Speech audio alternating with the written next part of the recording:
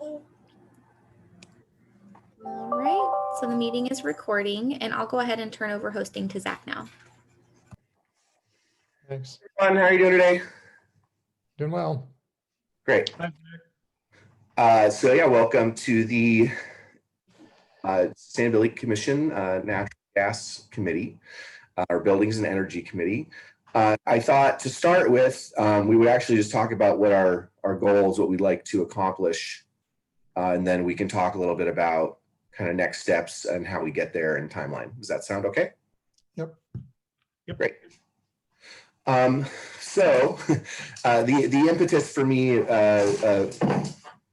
forming this committee was a fewfold. So the city has its ongoing negotiations on the franchise agreement. I expect those are supposed to come to, I think May is the deadline for the current extension.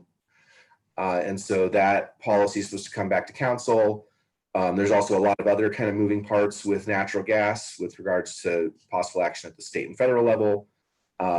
Basically I wanted to find a way for the commission to basically comment on the draft proposal that comes out. When it comes out, that I'd like us to feel well informed enough that we're able to comment on it, whether it's a move in the positive direction, move in the negative direction, and also potentially start thinking about next steps. I think my goal overarching is to continue to try and help push the city in the direction of its already adopted greenhouse gas reduction targets. And so that's sort of my hope of what's going to happen with natural gas. And I want us to be well informed enough to try and help provide recommendations in that direction. What are your guys' thoughts? What are you hoping to accomplish while we meet over the next few months? The first step for me, and you've really helped along those lines, is to get informed and to assemble information about what has happened, what the commission has done previously. And the documents that you sent last night were very helpful. So I'm in the process of kind of going through those.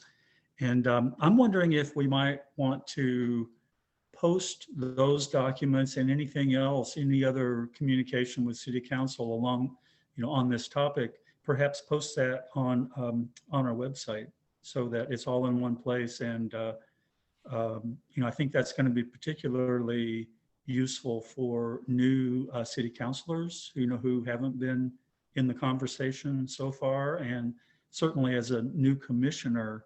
I'm finding it really helpful to know what you guys have done in the past. So thank you for sending that. And, I'd like anything else that has gone on in the past that we could put in a folder somewhere, I think would be really great. Yeah, that's a good idea, Jim. Those documents are probably on the website. It's just the city's website. It's very difficult to find anything. And so maybe what we could inquire is whether we could get under the Sustainability Commission, have a folder that is specific to this committee so that those documents be there. I agree, we need to get everybody up to speed on this.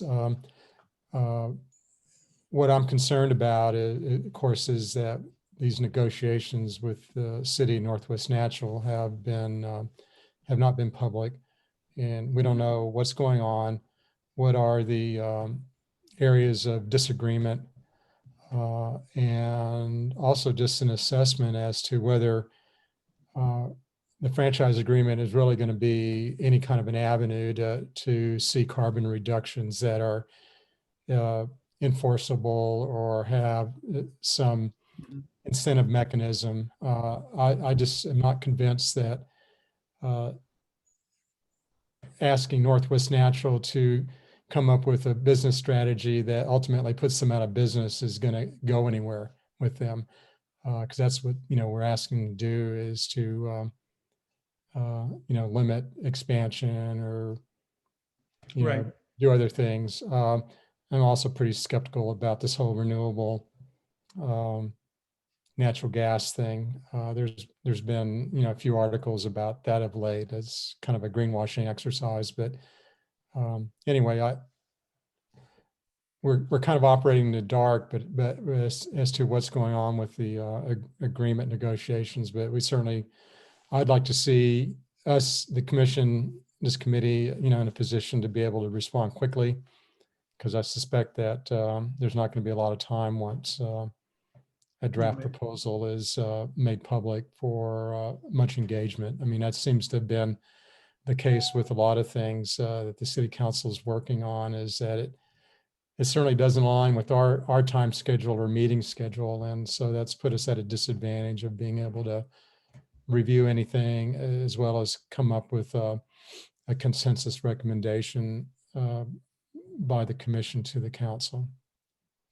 I know Ethan Nelson gave an update fairly recently about points of disagreement and points of agreement. Are we scheduled to get further updates before they actually present a final, or does anybody know if that's on the city council, work session schedule? It's not yet. If there are still major points of disagreement, then we might see that. But I would expect when this thing does get made public, it will be a fairly fast process. I could see it being approved in as little as 2 weeks. I think that's the minimum time that they have between when they present it and when they can vote on it, including a public hearing. So it's an ordinance, so they'd have to have a public hearing, I assume. yeah, and then a week or 2 weeks later they could vote. Yeah. So I don't know if we're going to see another preview. That might happen, but it might just be like, this is what we've come up with, and take it or leave it, essentially. And council would then decide if they want to move it to a public vote. I assume if it comes back to that point, then the 3 councilors that are on the subcommittee will be in support, and so or at least 2 of them. So yeah, so I think that when this thing does come back from that subcommittee, it will have it will be moving fairly fast if we want to be able to comment on it. On the point of documents, my understanding is that these documents are all online already, either on the Sustainability Commission website or on the city sustainability or city council website. Mm-hmm. There is I need to find it. There was a presentation that Chelsea gave, I believe, around May timeframe. And within that document, they listed every single natural gas presentation that City Council has had over the last 2 or 3 years. And that would have a good set of things to go back and look at potentially, Jim. Mm-hmm. I don't know if you're up for watching 8 hours of council discussion. Oh yeah, I waste all kinds of time like that. So I would be, and I have seen some of that. Specifically, I guess my highest priority is I would really like to see a folder on our website that had all of our, like an archive, that had all of our formal recommendations to City Council. All in one. Like I know we could dig back through meeting minutes and get those, but I think it would be really helpful for, like I said, especially for new city councilors to have, sustainability, one place where somebody could go and see on every topic what formal recommendations, letters and memos that we've sent to City Council. So, yeah, I can go check, but I'm pretty sure those are already on the Sustainability Commission website. Everything we've sent to council, I think, ends up on there. In one, but I mean, Can't find it. Yeah, so I think it's pretty tedious to go through like 2 years worth of meeting minutes to find it. I just thought it'd be cool to have, once everything got down to a real recommendation, if it could just go in all in the same place, I think it's already on there. Oh, okay, cool. Yeah, I'd love to know where it is. So let me know. Yeah, I think if you go to the Sustainability Commission website, there's a section that lists all of our work products. Oh, okay, great. Great. If My it's not ignorance. on there, then we should make sure it is, because everything Super, we super. have agreed to Well, in city council should be on there. Good. I'm just learning my way around, so I appreciate the heads up.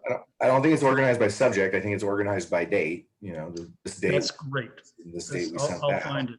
So And if it's not on there, then it should be. I agree. super. Let's get it on there.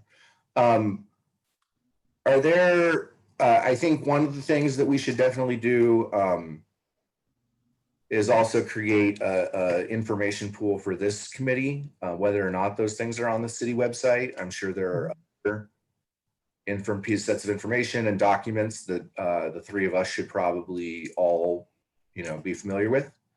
The Sightline article from earlier today that Howard sent out, information on RNG and the potential or lack of potential thereof. Is that something you guys would be interested in if we did some type of I was going to say a Google folder, but I guess Alan doesn't have that, so we'll have to figure out a way to host that. I think that would be great. Yeah, that would be very helpful for me. So, Right. And then I really appreciated that knowing about that DEQ link that had emissions data for the 15 big entities emitters. That, I've been wondering about who those people are for quite a while. So that's very helpful. Great. I did have a question on that list. It said Seneca Sustainable, their number. Are their emissions, is that actually due to natural gas, or is that from burning biomass? So if you go and you look at the full DEQ list for the last 2018, there's actually another column there. There are 3 columns. There's anthropogenic emissions, biogenic emissions, which would be the biomass emissions, Okay. and then total. Mm-hmm. List that I sent only includes the anthropogenic, which is what we include in our local GHG inventory. Okay. Biomass, according to state law, and I think according to some of the international standards, is often treated as carbon neutral. And so in our local GHG inventory, it's basically not in there. And I did not include it in that list, the biomass emissions, which are significant. I mean, if you were to include, I think it's over 100,000 tons per year. Okay. From Seneca in biogenic emissions, which I think we should take care of, but is not currently taken into account because in how we do our greenhouse gas inventory accounting. So are all 15 of those entities within the city limits? I only listed the ones within the city of Eugene. There are many others in Lane County, and another dozen or so, I think. But I looked at those numbers, the full list, in a while. I just maybe a year or two ago, I compiled that list of 12 or 13, which are pretty much a third of the natural gas emissions in Eugene. It appears some of it might be process emissions, baking. Drywall, for instance, releases some process emissions, but I think for the most part, that's all natural gas, which is crazy because if you think about it, a third of natural gas use is residential, a third of natural gas use is these 13 guys, and a third of natural gas use is all the businesses, excluding these 13. So I think it's very interesting in that, of that residential, the third of natural gas use that's residential, about half of that is referred to as being potentially low income, which probably is very similar to the number, is actually probably the renters. Right. The renters that can't have the authority to change out their heating systems if they wanted to. Is our low income folks, is we need to get their landlords to potentially do that switch if we want them to do it. But then if we dealt with residential and we dealt with a bunch of other businesses, there's still these very large 13 entities. The 2 biggest of which is you can see is the University of Oregon, right, and then the flakeboard manufacturer. I did have a question. Is that a person you'd be interested in hearing from? Is the UO on basically what plans they have, if any, for that facility on campus. I know they're doing a study right now looking at what their options are, but none of that's been made public. And I think we could potentially ask, do you have any information on what you guys are looking at and what the costs and consequences of a change Right. might be? Oh, I'd love to hear that. I can invite them, whether or not they come is another question. Well, they've got that gas turbine that I think is a bit, they haven't used in a long time that they, to generate electricity that cost them over $100 million to build. Well, that's why they don't want to get rid of it without. Yeah. Right. So, In the so next- they're not, so Howard, they're not using that regularly and That's my understanding, is that they're Huh. not, because Wow. it's been cheaper to buy electricity wholesale than Uh-huh. generate their own, is my But understanding. see, I thought that's what they were using I mean, I thought the steam that comes off that turbine then goes in to heat buildings. I mean, so are they doing a separate natural gas boiler to generate steam directly for building heating, or? I think so. Yeah, well, that'd be fun to hear somebody come over and just tell us, Mhm. how much they're using the turbine and, Yeah. kind of what they're doing with it. And Yeah. One I of can my- reach out. I One can of my reach out. ex-students is their energy manager now. I wouldn't mind emailing him if, I'm not sure if he would be the person, appropriate person to come and talk to us or not, but, Why don't I reach out to Steve Mytal, the okay. facility director for the UO, and current, soon to be former EWEB board of commissioner, and just see if he has. I think it's their facilities folks that are doing the study, and they're supposed to look at what options are and kind of what the best option for the UO might be. I think looking at the basically what's the cost benefit for them of getting rid of this thing, knowing that Yeah, maybe decades potentially of useful life. But I don't know if they're including social cost of carbon in those considerations or any of that stuff. So that would all be interesting to know. So I will invite them and see if they're willing to come talk to us. I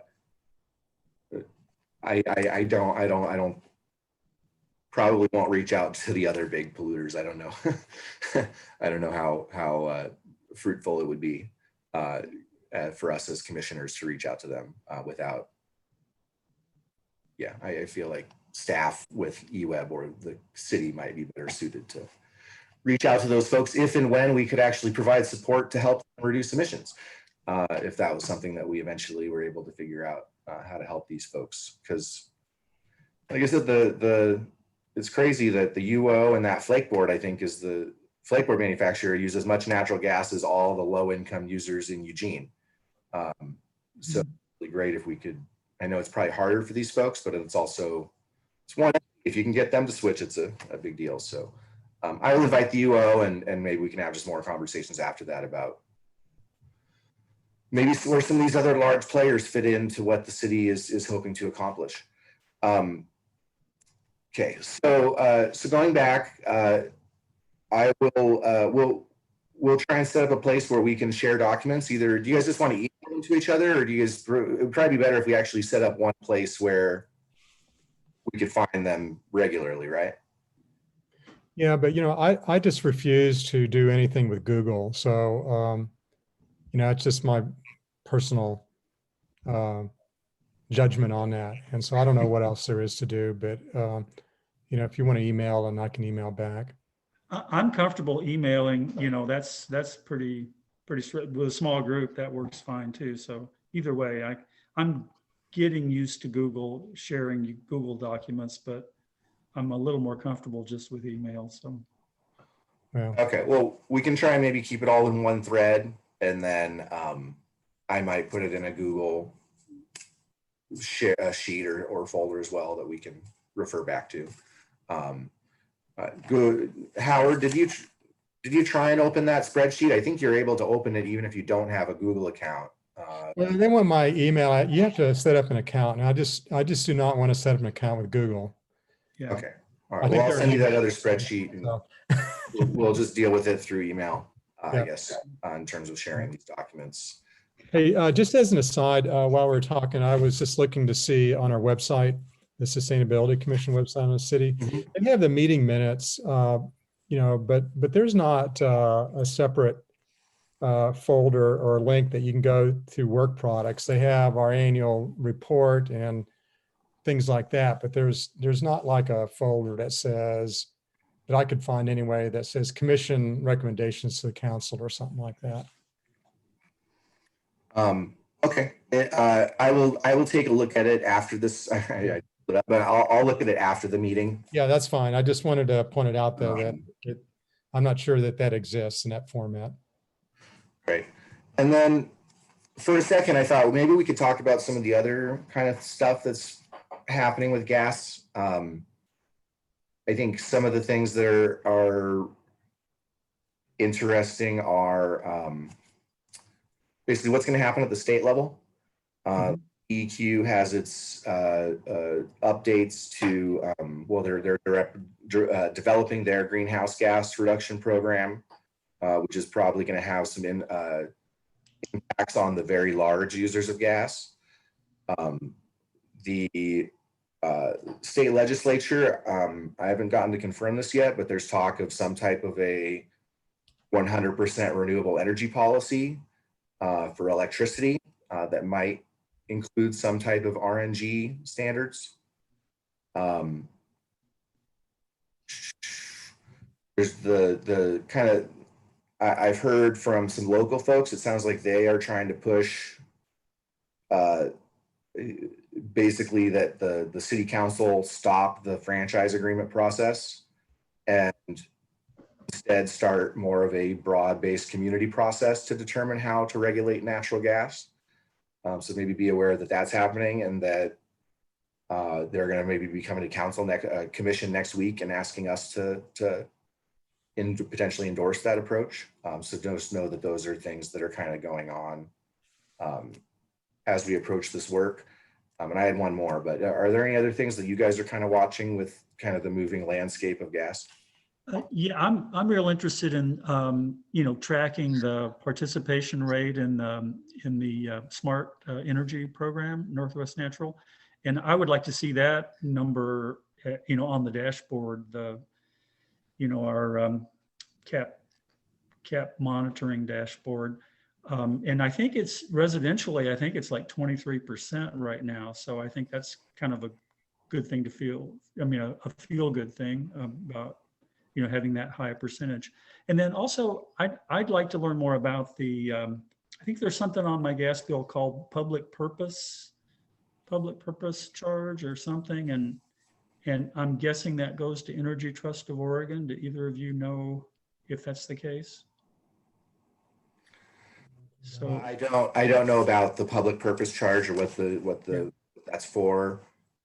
With regards to the offset program, I believe that Northwest Natural told council over the summer that the rates here in Eugene are much higher than the statewide average. I believe they are around 35% for residential. Yeah, and then now Northwest Natural doesn't have an actual green power program like the electric utilities are required to have. Right. They don't have a 100% program you can sign up for. They just have the offset program, but it does have very high rates in Eugene compared to other places. Yeah, and I would really like to see. I know. The primary objective is to actually reduce emissions. So I mean, I get that, and I know offsets are not the same thing as a straight up emissions reduction, but I know Northwest Natural is doing some stuff with that smart energy money that is in the category of innovation, where you don't know what the emissions reduction is going to be in the future, but it could be really big. I mean, it could be, in terms of hydrogen and, the infrastructure that it's going to take hydrogen might be a really critical part of the solution in the future. And, Northwest Natural's got a lot of infrastructure that could, feed into that pretty nicely. So, I realize that that's not, that doesn't really move the meter, in terms of our meeting our cap goals directly, but it still does, there's some positive benefit there that that I would like to see acknowledged. I'd like to, well, some things that I'm interested in are the city trying to show some leadership on the use of natural gas, especially in its own facilities, and try to move toward electrification of any building that currently uses natural gas for heating, cooling. I think the other issue is we've talked about in the past is the whole issue of whether Northwest Natural should be allowed to expand their existing infrastructure.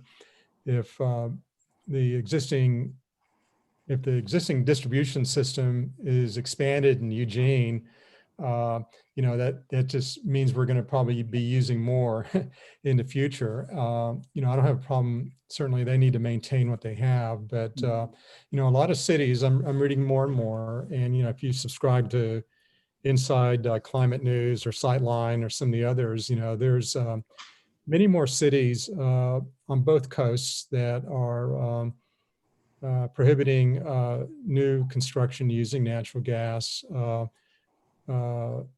prohibiting expansion of natural gas distribution systems, and looking at other things to move the needle as far as decarbonization. And I think if a city is really serious about that, those are some of the things that I think they need to start looking at. And I've always believed that the city needs to take leadership in this, and that's why I'd really would like to advocate that the city and its facilities that it owns, that if they're using natural gas now, that they convert to electricity as soon as feasibly, economically feasible as possible. Especially as some of these facilities, their heating and cooling systems are getting to the point that they need to be replaced. They certainly need to replace that with electric and not just swap out, gas boilers and things. Yeah, that's going to be very difficult for certain types of buildings. And if you heard Chelsea's presentation and Wednesday, she talked about Echo Hollow Pool and Campbell Center. Both just got electrified, and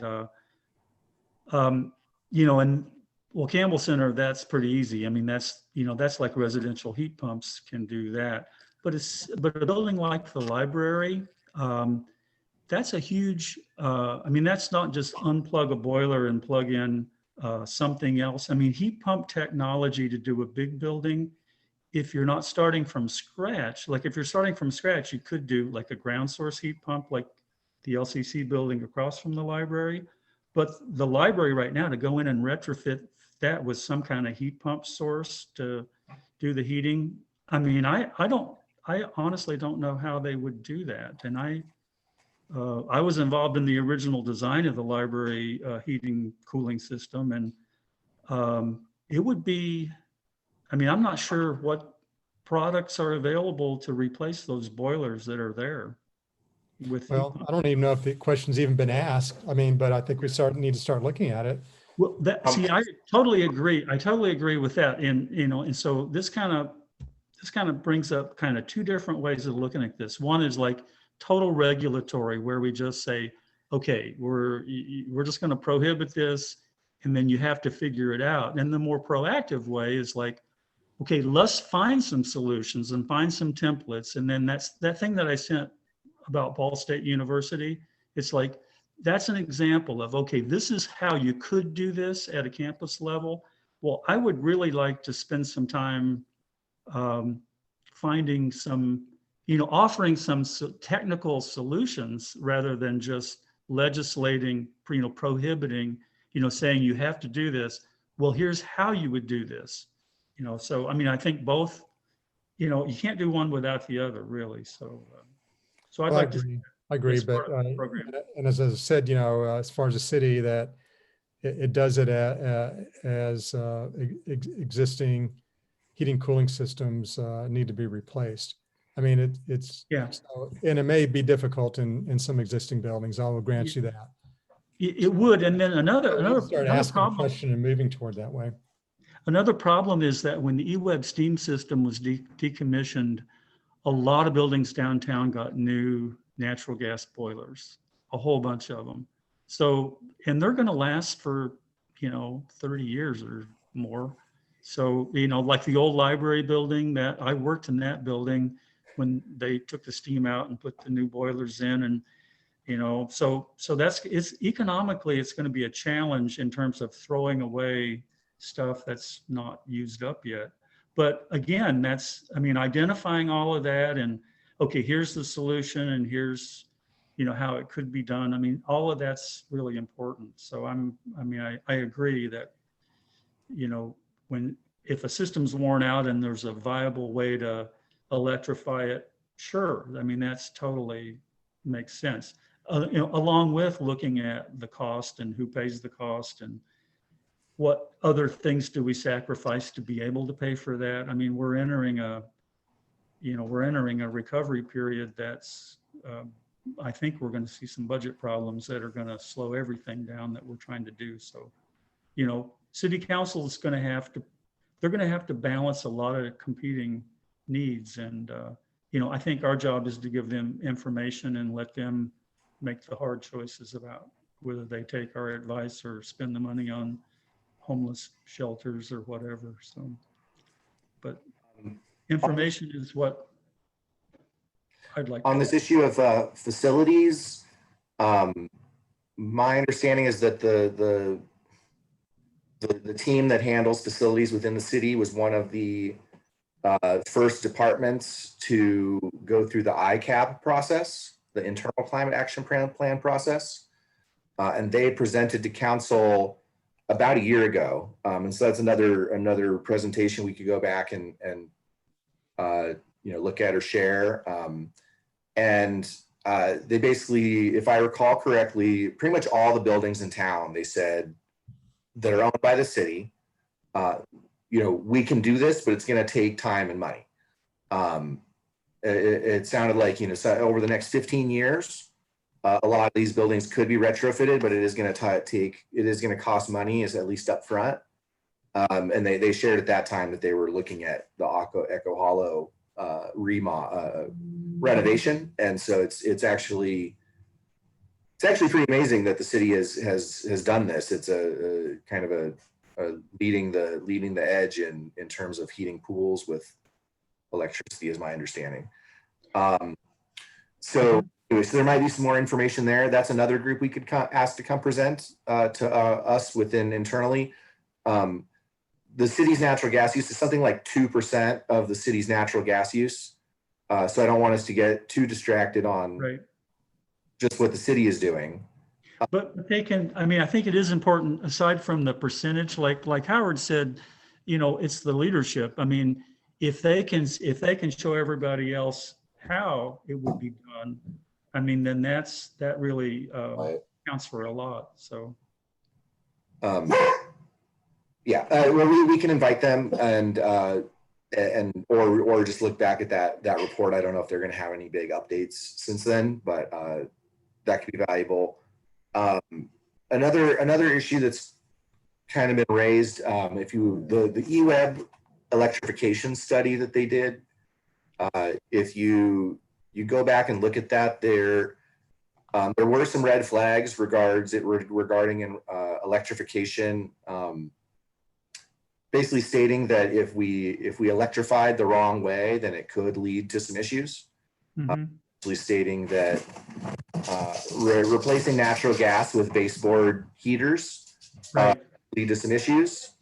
That they really need, if people are switching, they need it to be the high efficiency stuff. Exactly. We're going to not create new problems. So that's just another kind of dynamic that I think we should pay attention to as we move forward. Okay. so I definitely have some questions in terms of, what are some potential state policies that could be coming down the line, that I can try and reach out to some folks on. I can also reach out to facilities and the UO to maybe talk to us about what they're working on. Are there any other what are you guys' thoughts on where we take this in terms of our next meeting and what we should do between now and then in terms of reviewing materials or inviting folks to come speak to us? Well, as far as the franchise agreement, I guess I'd like to get a little more in-depth progress report than Councillor Semple has provided at our meetings, which is, they're working on it. So, if Ethan Nelson or somebody could share with us status of the negotiations and, identify where the disagreements are, I think that would be of interest. Did you watch the last presentation that he gave where he talked about the items of commonality and the items of difference? Yeah, when was that? It was like in July or August or something? It might have been September. Yeah. I mean, it was prior to the last extension.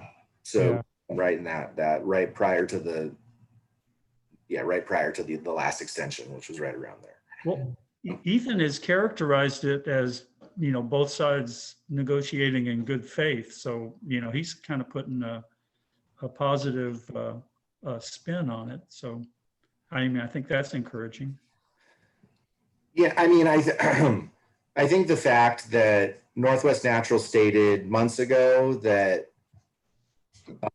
limits on infrastructure was a bottom line that they would absolutely not agree to, that would cause them to walk away from negotiations, that they basically, my understanding is they basically agreed to the 3.5% increase that would raise about $1 million per year for that'll go into energy efficiency work. They will never agree to a ban on infrastructure. So really, we're just negotiating details around that $1 million at this point of what else are we going to get. I've heard that there is some type of possibility that there would be a second agreement, that there would be the franchise agreement on one side and some type of a performance standard, voluntary performance standard that if they don't reach, then the franchise agreement could be taken away. But I've just I don't really have any information on it. I would be happy to invite Ethan. I don't think that he is going to share any information with us that was not shared at that previous council presentation. He's currently scheduled to actually come to the commission in February to talk about the state legislative work that he's going to be doing this year. But yeah, Howard. So I mean, I could invite him to come talk to us, but I guess I don't think he's going to tell us anything new that wasn't discussed. Well, I guess just ask the question: is there anything new that he can share? I mean, obviously, if there's nothing new, then there's nothing new, and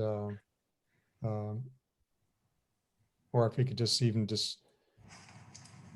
a brief memo or something as to the status that in timeline, what I guess that'd be worth something.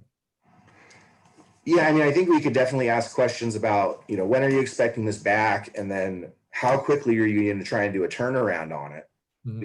Because, and we could state very clearly that we want whatever it is, a month between when they present it to the public and when they vote on it so that we can actually provide comment. Because if they do it in 2 weeks, that would be very frustrating. Well, yeah, I mean, it's just not us. I mean, it's the public and giving, the citizens an opportunity to weigh in on it. Since, every citizen that has an account with Northwest Natural, pays the franchise fee. So. Well, all of us that don't have natural gas accounts are going to suffer all the consequences of this crap. So, Well, That's true too. yeah, we're going to suffer all the consequences anyway, because China is building a coal plant. you're not. You're gonna not to be rude, but you guys are gonna be gone when I'm dealing with this shit 30 years from now. So, and 50 years from now, and 60. Well, hopefully, I'm alive 50 years from now. Yeah. But the world is on fire, and frankly, we're rearranging lawn chairs on the Titanic right now, or as you know. As Colbert said about the Bush administration, we're not sinking. This isn't the Titanic. This administration is soaring. If anything, it's the Hindenburg. Anyway, sorry. Yeah. So yeah, I'm frankly frustrated and angry and all kinds of depressed about what has been going on and the lack of progress. Did you guys look at the last greenhouse gas inventory that just came out? Yes. Briefly. Yep. So back in, prior to like 2010, we set this goal. We're going to reduce fossil fuel emissions 50% by 2030. We've gone down by 5% in 10 years, right? Residential gas use has gone up 20% in the last 10 years, right? So, I mean, there's no, like, where's the accountability? We're like, okay, we're obvious, what we've been doing obviously is not working. Right. And I don't see like that we've actually done anything that's a big, huge game changer. We finally have an electric vehicle action plan. We still are underfunding our bike ped system. And on natural gas, frankly, we don't have a plan. What we're getting is what Northwest Natural is willing to agree to. And I doubt that's going to be big enough. So anyway, so I started going off on a little rant. Oh no, it's fine to speak your mind. It's going to be very difficult. It's going to be, I think it's going to be incredibly difficult. I think it's going to take more than what we can do in Eugene or in Oregon, and I think it's going to take finding some middle ground, and I'd love to talk more about it, but this is probably not a good time to do that. But did you see the article? I forget the name of the group, the Climate Coalition, or I forget the group. Two people wrote an opinion piece in the RG last week about the kind of the moderate solution to a national carbon tax that would be revenue neutral. That gives me, I think that's what it's going to take. I don't think we can, if we get locked into red states, blue states, I think we're not going to get anything done. So.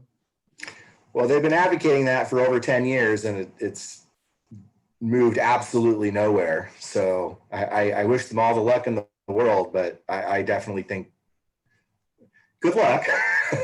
Yeah. Thinking that Republicans suddenly, because we're going to give money back to everyone, giving basically a universal basic income to everyone based from a carbon tax. I think it's two things that Republicans don't like, but maybe I'm wrong. I think there needs to be a coalition of labor, environment, and social justice to actually force the corporate Democrats to do something if and when they ever hold power again, which they may never, ever happen. Mitch McConnell is perfectly happy to try and, tell coal miners in Kentucky that he's looking out for them, whether or not that is an accurate statement. Yeah. Hey, for what it's worth, I just got a little text that, as an aside, the Supreme Court rejected the Texas lawsuit on the election. I know I'm not supposed to show, but anyway, that's done. Yeah. Well, the fact 100 Republican congresspersons signed on to it, over half of the Republican House members, signed on to overthrowing a Democratic election, is gross and an assault on our democracy, and should be viewed as nothing less than an attempted through legal means. It's a cult, but anyway. Anywho, so I have a couple folks that I can reach out to come talk to us in the future. Facilities, Ethan Nelson, I had a couple others, the University of Oregon. We will create a folder or we'll have a single email that we can share documents, and I'll try and put those into another place that if for whatever reason someone loses track, we'll have a single place we can refer back to them. Does meeting 1 month from today work for folks? What day? A month from today. Oh, sure. That works for me. So I think if I look ahead at next month, I think the dashboard committee is meeting on the 8th. So maybe we can plan on the 15th. Sure. It's a ways away, but that way we can basically just share a bunch of documents and read it all and share information that way. Does that sound acceptable? Yeah, That sounds good for me. The 15th is fine. Yeah, the one, oh wait, no, that should be fine. So one red flag is I expect that, I expect we're gonna get some folks coming to this commission meeting asking us to sign on to some type of a resolution, asking for a more public and open process to figure out what to do about natural gas. But just to say that if somebody from the commission decides that we want to take that up or some alternative resolution, that would probably happen. Maybe somebody will try and put it on for next Wednesday, but my expectations would probably be for next month. And that would give us a chance to discuss whatever they suggest prior to our January meeting on the 20th. So that should be fine. Any other thoughts, questions, concerns before we sign off, or are we good that we'll share documents, we'll invite some folks to speak, and then we'll meet back in mid-January? Sounds like a plan to me. Okay.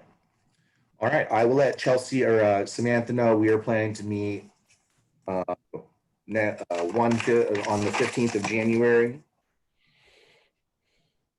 at the same time. Yeah. That works. All right. Thanks very much for your time, both of you. And I look forward to having more conversations in the future. Yeah. See you Thanks, next Zach. Wednesday. Thanks, Howard. Yep. Bye. All right, everybody.